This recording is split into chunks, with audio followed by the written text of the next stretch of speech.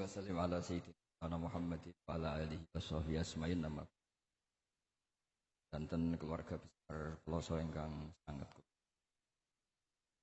amanipun Benudin ya nikmat wonten Gus-gus wonten Taif Gus Fahim Gus Makmun wonten Mbah Kawula Gus Kausar. Ini yang saya agak kecewa itu moderatornya itu berusaha guyon karena takut tak suruh baca Fathul Wahhab. Jadi guyon itu ada dua, guyon yang memang sudah selesai seriusnya. Saya pernah diceritain Mbah Mun, kata Mbah Mun, kiai maca kitab guyon dikritik. Maca kitab kok guyon, terus kata Mbah Mun membela diri. Mergo macane wis iso, mulane iso guyon. Nek ra iso wis runtusen sik. Anda baca kitab ndak bisa itu bisa guyon apa ndak? Tidak bisa, roh kitab wis meriang. Jadi orang guyon itu bukti alim. Tapi ada juga guyon yang menghindari ngomong serius kayak moderator. Jadi ini masalah ya. Terus kecewa saya kedua, saya itu ngira Santri Proso itu katanya terkenal khusuk-khusuk, adabnya bagus. Ternyata ada percontohan yang enggak bagus.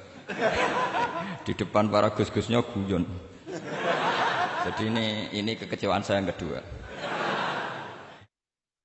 Nanti saya lebih kecewa lagi ternyata yang khataman Fathul Wahhab itu tidak paham Fathul Wahhab. Itu lebih kecewa tak bawa sampai mati itu nanti. Itu kecewa itu. Nah begini sebagaimana makalah yang saya bikin. Karena tadi moderator sudah guyon, saya berusaha ngendikan serius. Karena memang fikih itu harus dikaji secara serius. Meskipun dengan pikiran yang ceria, yang riang. Saya itu di Jogja itu lama sekali dan tetap sebagai rujukan. Karena saya spesialis sering ngendikan fikih. Saya dulu musyawarah ya seperti urutan di Peloso, mulai takrib, mu'in, tapi di sana langsung mahalli. Karena Fathul Wahhab enggak diajarkan di sawir, di musyawarah. Tapi saya pernah ngaji Mbah Mun Fathul Wahhab. Dan beliau sering berpesan, nak kanggo masyarakat ojo wahab repot, nganggo mahalli saja. Mahalli itu kan Rohibin itu yang mensarai minhajud talibin. Ini bukti bahwa saya ini alim betul, bukan guyon dari tidak alim itu. Jadi ini bedanya saya dengan moderator. Nanti kalau nggak percaya diuji di sini di depan.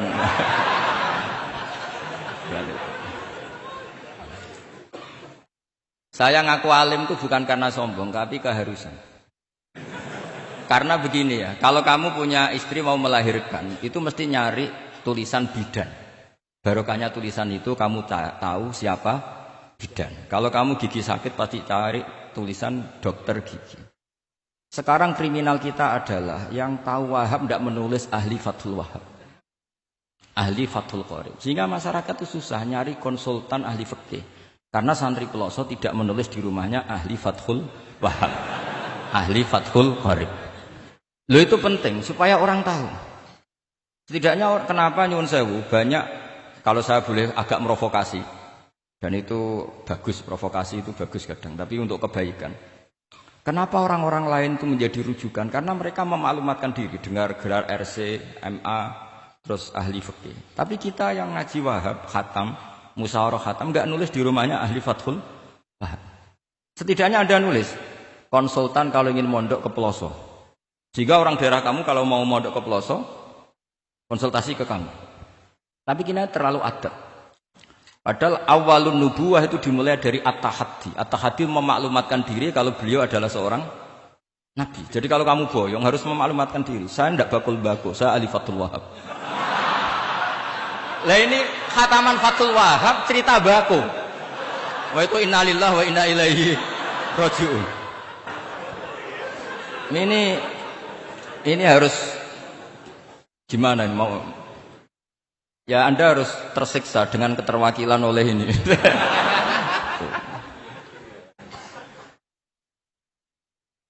Saya ini baca kitab banyak sekali, termasuk kitab Ithaf. Ketika beliau mensarai Ihya,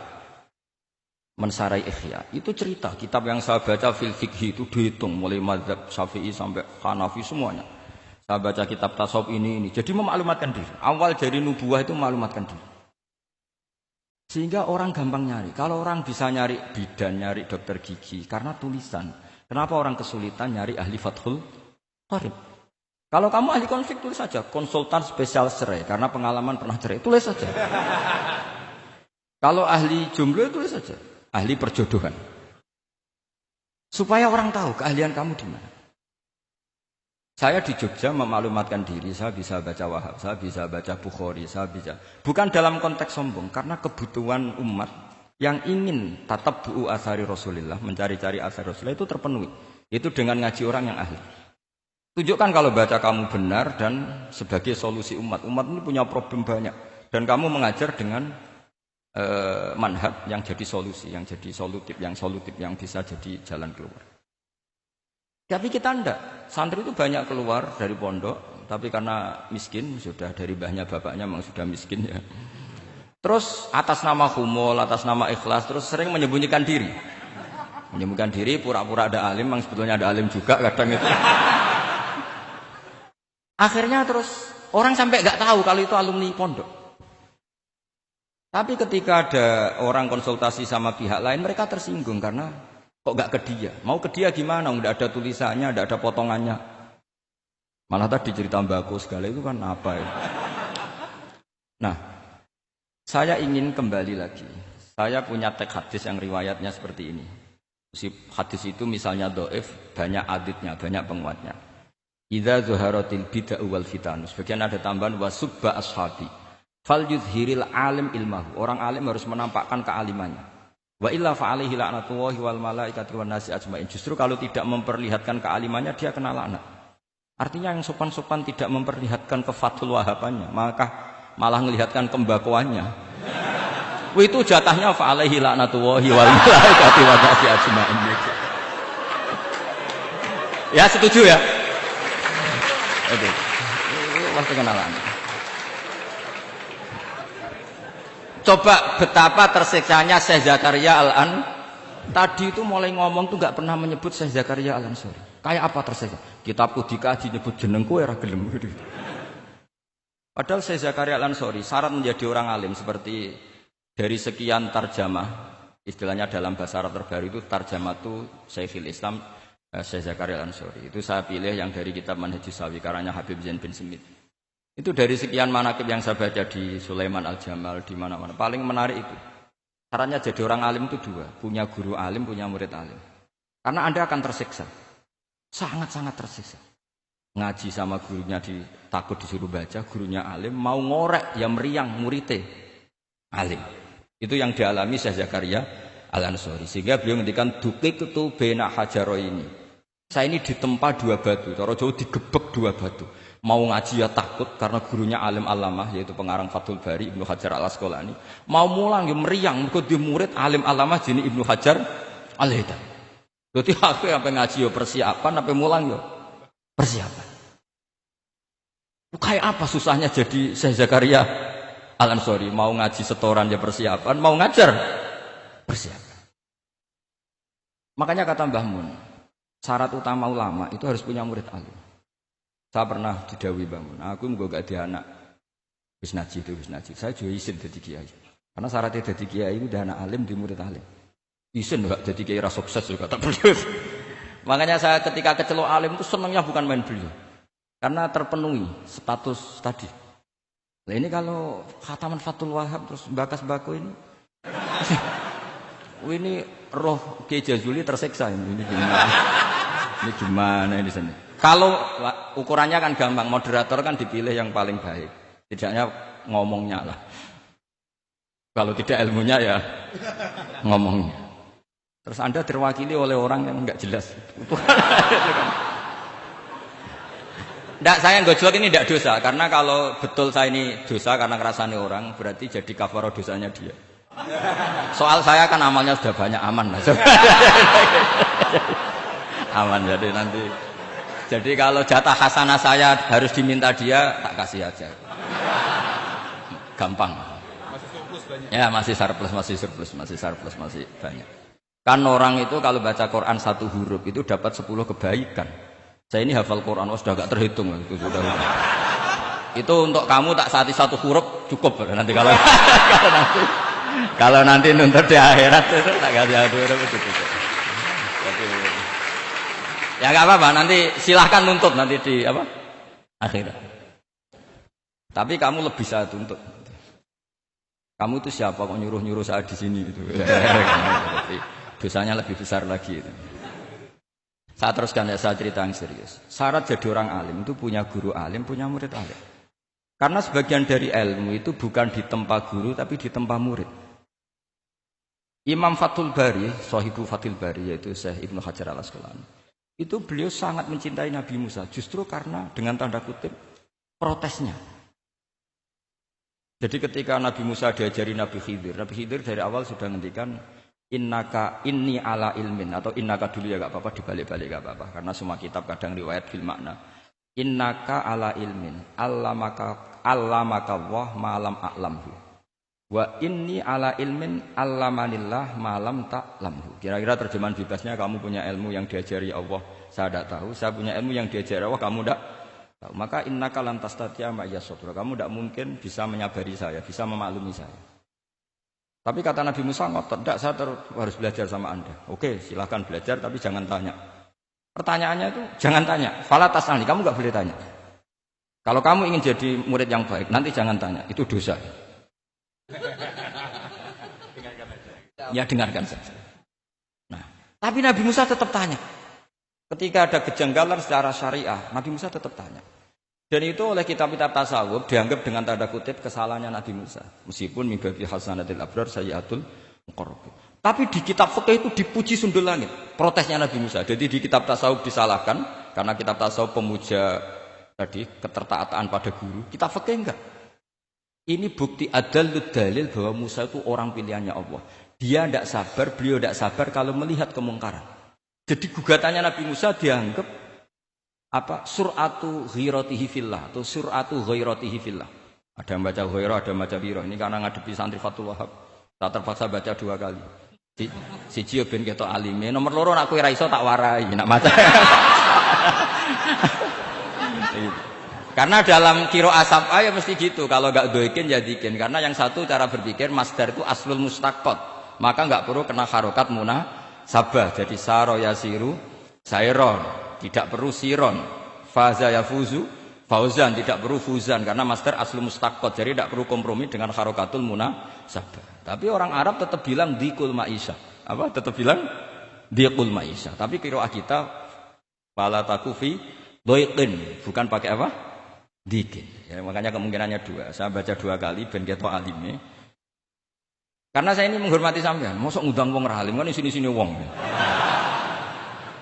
Nomor 2 anak kowe ra iso tak warai. Kalau bacanya itu 2. Jadi andai kan saya ngajar di Pondok Pelosok saya baca mesti 2 kali. Wayah sibu zaidun kada. Wayah sabu zaidun kada. Karena dalam qiraat sab'ah ada yang baca yahsibu, qiraat kita baca yahsabu. Tapi guru-guru kita kalau ngajar fikih itu bacanya yahsibu. Tapi kalau baca Quran, yahsabu. Ya kan Quran kita kan ayahsabu Allah yaqdiru alaihi ahad. Bukan dibaca ayahsibu. Saya teruskan. Jadi syarat jadi orang alim itu harus punya guru alim dan murid alim. Imam Fathul Bari ketika menganalisis Nabi Musa itu beliau memuja Nabi Musa. Ini bukti ghirahnya Nabi Musa yang luar biasa. Beliau paling tersinggung kalau untuhikat hurumatullah. Orang sudah ditolong kok gak matur nuwun malah merusak perahunya. Jadi itu secara syariat itu mungkar. Kalau mungkar ya harus diprotes. Artinya itu sifatu madhin. Protesnya Nabi Musa itu sifatu madhin, bukan sifatu dhamin. Itu Ibnu Hajar Al-Asqalani, gurunya Syekh Zakaria. Ketika orang tasawuf nganggep yang dilakukan Musa itu agak-agak mazmum karena protes sama guru. Pertanyaan saya ke anak-anak Fathul Wahab, kamu milih siapa? Milih partainya Ibnu Hajar Al-Asqalani apa milih partainya orang tasawuf? Selama ini roh potongannya sampean milih sing tasawuf. Karena sampean dengan ilmu pas-pasan ini enggak suka kalau ada murid tanya. Mboten ngaku mawon.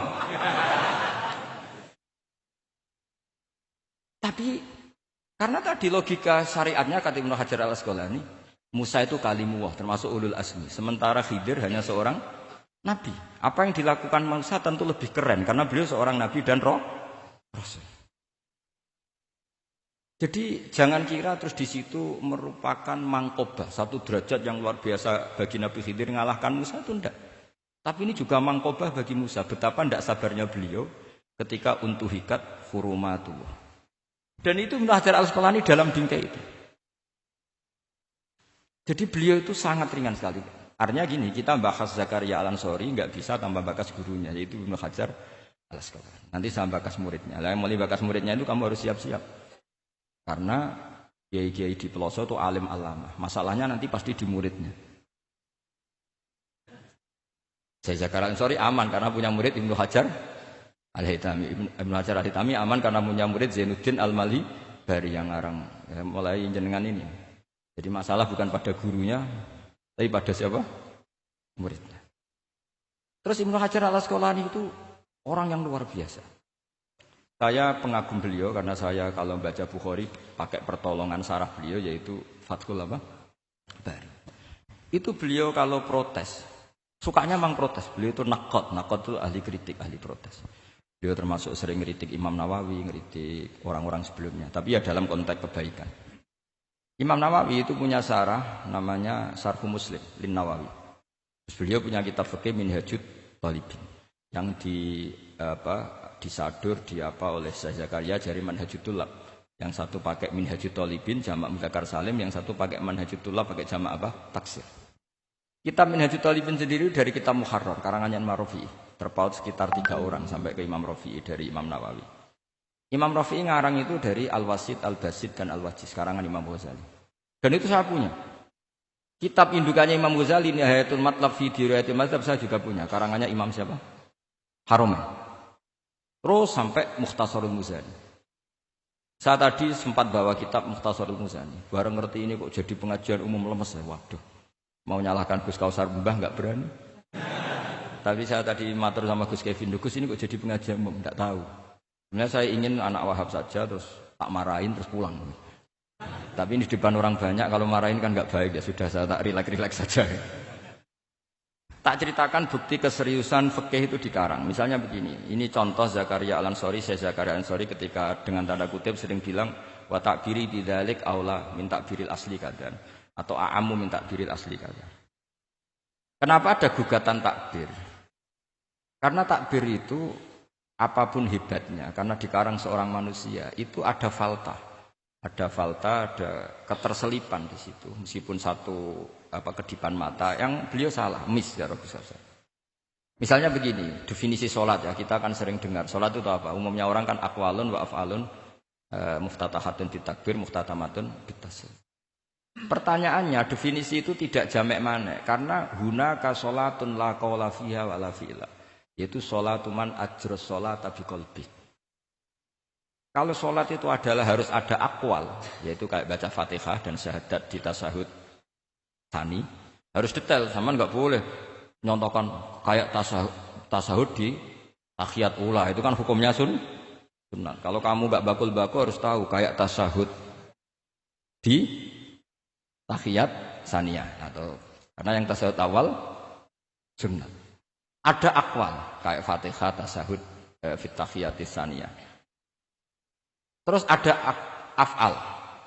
Tapi pertanyaannya, hunaka sholatun la qawla fiha wa la fi'la, yaitu sholatuman ajra sholata biqalbi. Maka perlu ditambah walau hukman, meskipun akwal dan af'al itu hanya secara hukum. Karena kalau hanya itu tidak jamek manek kalau dalam bahasa mantek atau tidak mutorid akis, tidak memasukkan semua fardun min afrodil mu'arraf. Jadi kula ngetok nang alim mau demi ngergani sampeyan supaya ketok nak sumber udang ora salah. Mau salahnya ngatur kiai itu ya agak salah, itu agak salah betul. Saya itu juga agak gimana. Besok itu saya diminta Gus Reza, misi sama Gus Reza. Gus Reza itu cucunya Mbah Karim, Mbah Mun dulu ngaji Mbah Karim. Jadi orang kok kayaknya manfaatkan saya sak karepe dhewe gitu karena saya ini mangkalah tua terus. Padahal saya kalau mau angkuh ya, kalau saya boleh sombong. Itu buyut saya ketujuh itu namanya Mbah Soleh bin Asnawi Sepuh, itu gurunya Mbah Soleh Darat. Dan Mbah Soleh Darat gurunya Mbah Hasim. Tapi angkuh kan haram, jadi ya sudahlah pakai tawaduk saja. Sebenarnya kalau saya boleh angkuh, kalau sampean malah lebih bisa angkuh lagi, ketemu di Nabi Adam. Lebih. Putu Nabi. Saya ulang lagi. Kalau kamu mengkaji Wahhab secara serius, itu kajilah seperti saya ini. Bahwa hukum itu harus dibenturkan dengan fardul masalah, dengan pengandian masalah. Misalnya begini, kalau ada hewan ketabrak truk jago, tentu kita diskusi hanya ayam jago, karena kalau ayam kecil kan gak eman. Kelepek-kelepek meh mati. Cara pikirannya sampean ini yang anak-anak fatwa Wahhab itu boleh disembelih apa enggak? Tanpa disembelih pun pasti 1 menit lagi mati. Atau setengah menit lagi mati. Karena dia kejat-kejat hanya prosedur kematian, memang syaratnya harus kejat-kejat. Tapi kan dia sudah tidak punya hayatun mustaqirrah. Kalau kamu pas musyawarah waktu Wahhab itu disembelih halal apa haram? Tidak sampean jawab saja, enggak usah sungkan, enggak usah jawab aja.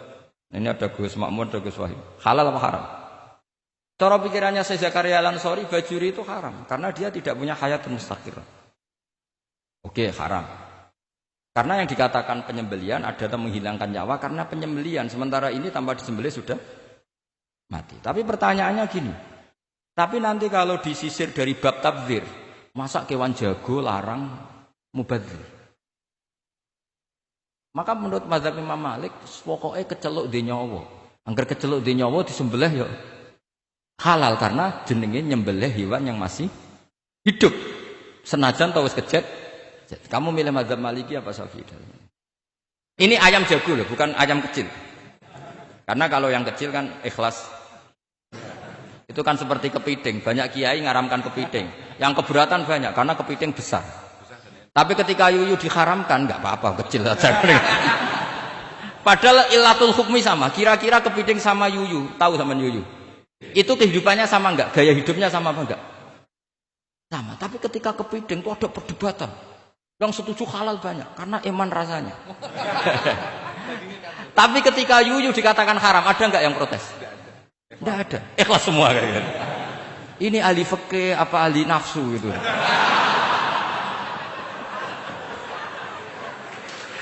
Jadi apa debat itu akhirnya enggak mutu kan?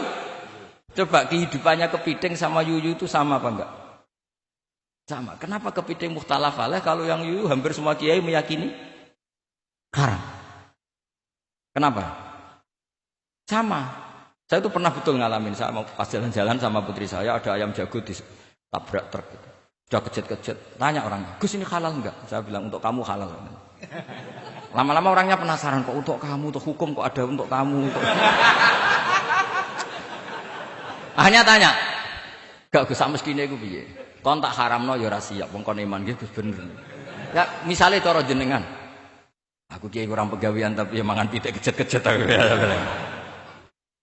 Tapi ini logika ya, logika yang dibangun fikih. Fikih itu kalau bangun kaidahnya gampang. Fikih itu gampang sekali karena sesuai fitrah manusia. Misalnya fikih itu kadang saya baca itu ya tertawa. Coba, orang wajib mandi karena keluar mani. Ya sudah keluar mani wajib mandi. Sebetulnya keluar anak itu tidak ada hadisnya, enggak ada dalilnya. Tapi wajib mandi orang nifas itu karena mengeluarkan anak. Itu orang-orang fikih yang masih asli itu kalau bilang ya li anal walada maniyun munakidun. Ya. Kadang-kadang sembrono. Ya enteng saja. Mbah jenengan tak nonton tenan ngendikane gitu. Li annal walada maniyun munaqid.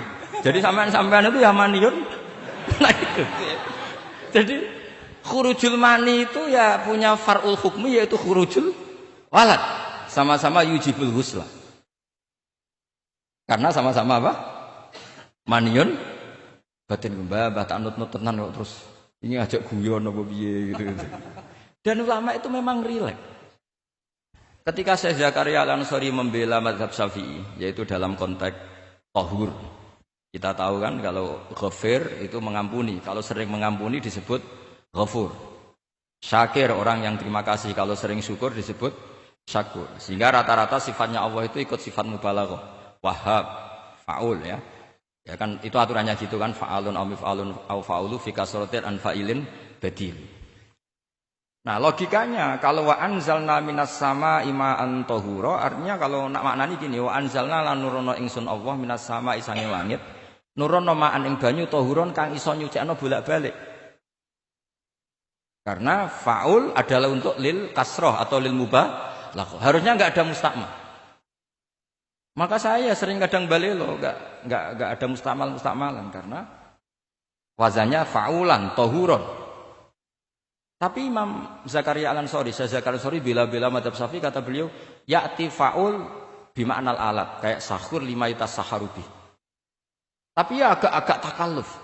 Agak-agak apa? Termasuk takallufnya lagi, Syekh Zakaria Al-Ansari, atau fa'ul bima'na takrir atau mubalaghah fi udwin wahid. Di sini biasanya baca udwin apa udwin, enggak tahu saya, pokoknya bacanya 2 kali enggak apa-apa. Umumnya apa? Udwin ya. Ya sudahlah, ikut partai sampean saja. Saya ini agak grogi, saya pakai madzhab Loso harus ikut guru apa madzhab sarang yang enggak harus ikut tapi akhirnya salah, enggak tahu saya, karena kata Mbah Mun gitu kalau membela diri. Nak ngaji ning Loso Lirboyo murid kudu maknani. Ya apik ben murid roh makna. Tapi nak sarang gak oleh dimaknani. Sarang ketika dinyek al ilmu sayyidun wal kitabatu qaiduhu qayyid apa? Yudaka fil hibalil wasiqa, kata beliau, iya tapi nak naline kakean ya mati padha. Itu karena itu guyonan ya, guyonan manhaj.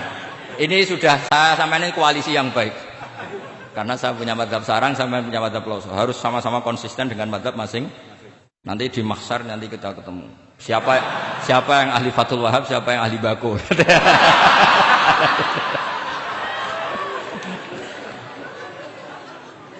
Nah, pikirannya Fathul Wahab, kalau sampean khatam betul, itu untuk takrir tapi fi udwin wahid, yaitu air yang sudah mensucikan ini misalnya masih bisa mensucikan ini. Yang bisa mensucikan asal masih fi udwin wahid. Ya sudah, di situ saja takrirnya atau mubalaghahnya di situ, bukan ke anggota yang lain. Oke, itu meskipun agak, tapi Imam Malik dan semua ulama hampir mengatakan tohur itu ya tetap ikasrotil istimal. Artinya ya sudah bisa takrirut tadhir. Tapi yang bilang tadhir digugat lagi, digugatnya gini. Tohur itu mubalaghah dari tohir, bukan dari mutohir. Ini kalau sampean Basul Masail. Sampean nggak pernah tahu Basul Masail sedetail ini. Nanti diulang lagi khatamannya. Tohur itu bukan mubalaghah dari tohir, tapi dari mutohir. Padahal bahasan kita tentang tadhir, bukan tentang tuhur. Aman mikir apa?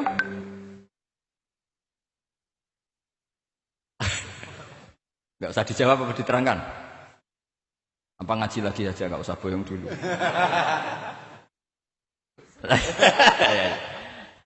Nah, kemudian akhirnya ulama mulai mikir bahwa la makna li tahiriyah illa dengan fungsi tahuriyah. Tidak ada gunanya disetatuskan suci kemudian tidak berakibat mensucikan. Karena ini air masih murni, ma'un mutlaq. Kecuali kayak teh kopi berstatus suci tapi tidak mensucikan. Tentu ma'an tahura di konteks itu adalah tahir mutahhir. Karena contohnya air mutlak bukan kopi. Berarti meskipun tahur itu dari mubalaghah tahir tapi maknanya mutahhir. Itu perdebatan. Akhirnya apa? Orang itu menjadi cerdas. Terutama di era Ibnu Hajar Al-Haytami. Karena beliau ahli fikih. Beliau itu cerdasnya Masya Allah.